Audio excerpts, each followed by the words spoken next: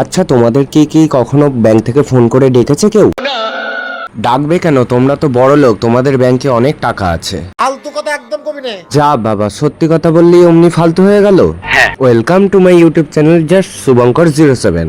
তো আজকে সকাল সকাল আমাকে ব্যাংক থেকে ফোন করে ডেকেছিল, বলেন কি? কারণ আমার ব্যাংকে 0 টাকা পড়ে আছে, তাই জন্য। হরে কৃষ্ণ। যাই হোক, ব্যাংকের লোকগুলোর কাছে একটুখানি কাকুতি মিনতি করার পর আমি বেরিয়ে পড়েছিলাম আমার আঁকার ক্লাসের উদ্দেশ্যে, এবং আকাশের দিকে তাকিয়ে দেখি সূর্যকে ঘিরে রামধনু উঠেছে।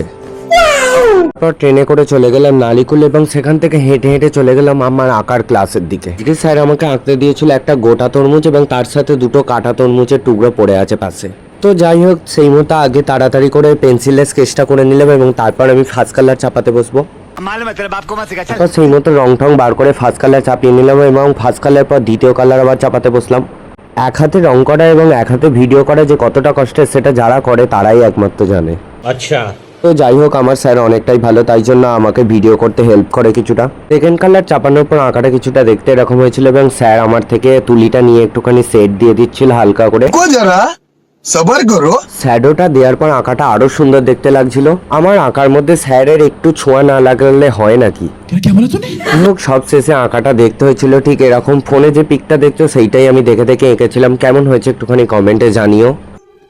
তারপর আঁকার ক্লাস থেকে বেরিয়ে আবার কুত্তার মতো দৌড়চ্ছিলাম ট্রেন ধরার জন্য।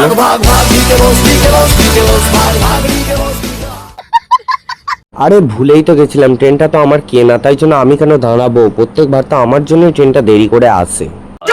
আর আস্তে আস্তে দেখি আবার এনাদের সাথে দেখা, এনাদের নাকি আবার পরীক্ষা ছিল। পরীক্ষা দিয়ে আস্তে আস্তে এরা এমন কিছু কথাবার্তা বলছিল যেগুলো শুনলে তোমাদের কান দিয়ে রক্ত বার করে দেবে। এবং পরীক্ষা শেষ হয়ে যাওয়ার খুশিতে অর্ঘর মনে খুব আনন্দ, তাই দুহাত তুলে বলে রে কৃষ্ণ না। বড় হারামি হো বেটা। যাই হোক, ওরা মনের আনন্দে কৃষ্ণ নাম করতে থাকুক। এবং তোমরা আমার চ্যানেলে নতুন নতুন ব্লগ পেতে চ্যানেলটাকে সাবস্ক্রাইব করে রাখো এবং পাশে থেকো, এবং বেশি বেশি করে লাইক করে দিও এবং বন্ধুদের সাথে শেয়ার করে দিও। ব্লগ শেষ। বাই।